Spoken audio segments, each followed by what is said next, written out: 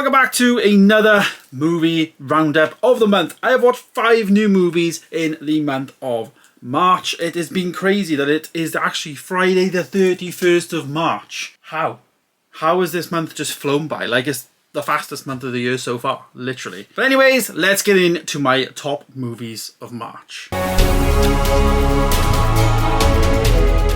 Yes, as I said there, we have watched 5 new movies, all of which were in the cinema, none of which I actually saw on streaming services. Didn't watch any new streaming movies this month. There is a ton, well I say a ton, there's 2 next month that I'm really interested in. Tetris on Apple, as well as Murder Mystery 2, which we will definitely get into those as well. And I also still haven't seen All Quiet on the Western Front. I did want to watch that this month, but had some issues with my system, like the Dolby Atmos wasn't coming through, so I wasn't watching it, but I've actually fixed it. I don't know what I've done, but next month we'll finally get to All Quiet on the Western Front as well, because that's been on my list for ages. But anyways, I have wrote down now my 5 movies of the month, and in 5th place then, let's start right at the bottom as we normally do.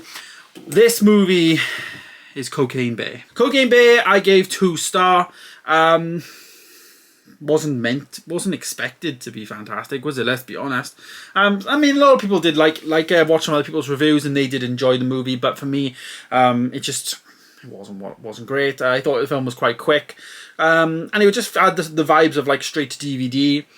There was definitely a lot of storylines on the go in the film. We had like this policeman trying to chase these like ex-cons, and then we had like this park ranger with his mother with children. There was just a lot of stuff going on, you know. There was definitely a lot of stuff going on. I thought the bear looked great though, the actual CGI of the bear, based on a true story, but you know, kind of I guess fabricated story and made more eccentric for entertainment purposes.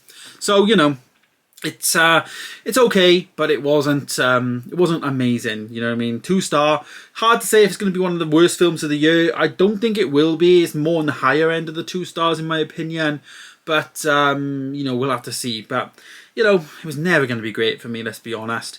But it was just an average movie. So yeah, Cocaine Bear is in at number 5. Next then, we have now number 4. I actually gave this movie a 3 star. Now, this is a big budget movie. This is a DC film. This is, of course, Shazam, Fury of the Gods.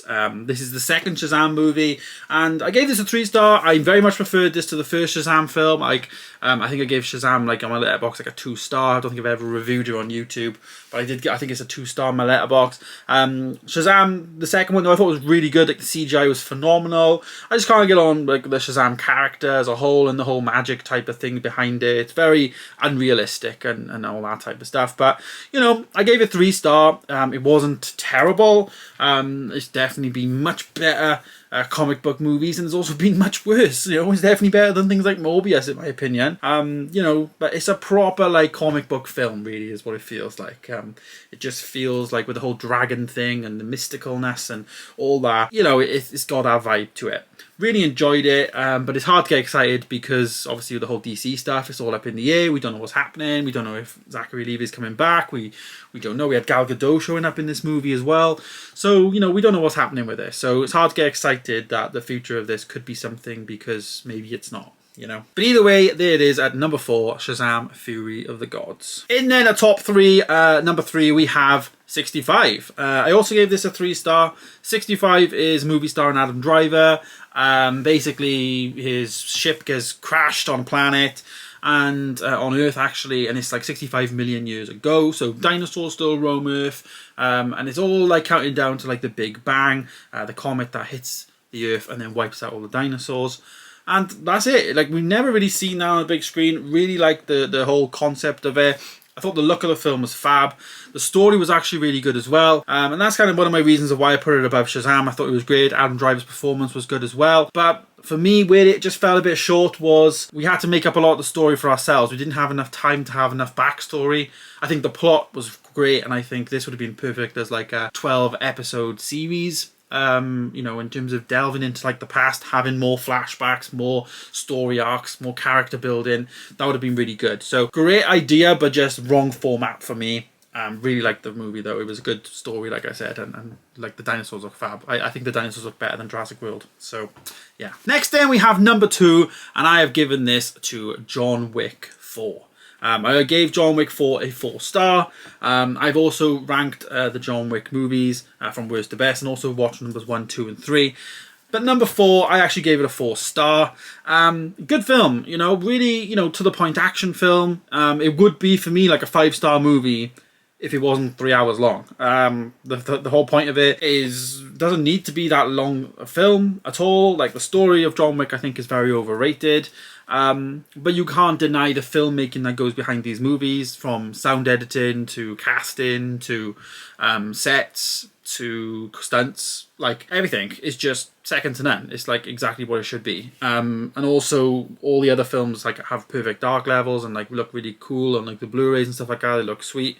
But the second one in the cinema just looked phenomenal, and it's just going to look phenomenal on disc. It's just going to. So, you know, it's a fab movie, technical masterclass, but something not really for me. Very much exactly the same as what I feel about Top Gun Maverick. Fantastic filmmaking masterpiece, but just not my cup of tea in terms of a genre. So, and then finally we have number 1. This seems like an absolute age ago that I actually watched this, but I really did love it, and this is most definitely probably going to be in my top 10 movies of the year. And this is Scream 6. I actually gave Scream 6 a 4.5 star.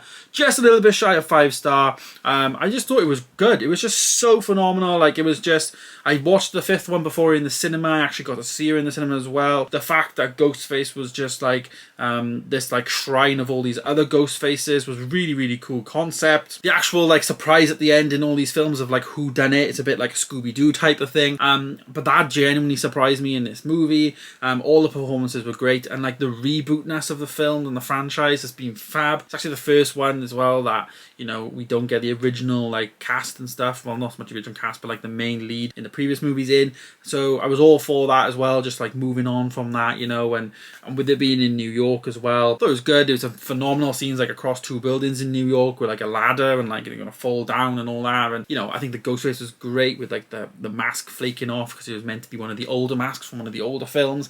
Again, really, really good ideas, and like I appreciate good ideas, but was it done well? Absolutely. It was done phenomenally well. It looked great, and boy, I can't wait for the next one. Hopefully we get a Scream 7 because they just got to keep going with it now. It's definitely done well at the box office, and reviews as well have come out really good for it. So yeah. So there it is, guys. There is my top 5 movies of March. Let me know if I missed any films. I think I did miss 1 or 2 here or there, but let me know if I did miss any down below. These are the 5 that I wanted to watch. I've been pretty busy this month in the cinema, but like I said, these are all cinema films. Really pleased with how often I'm going to the cinema and stuff. Next month we've got massive ones coming out again. It's just literally Super Mario is out.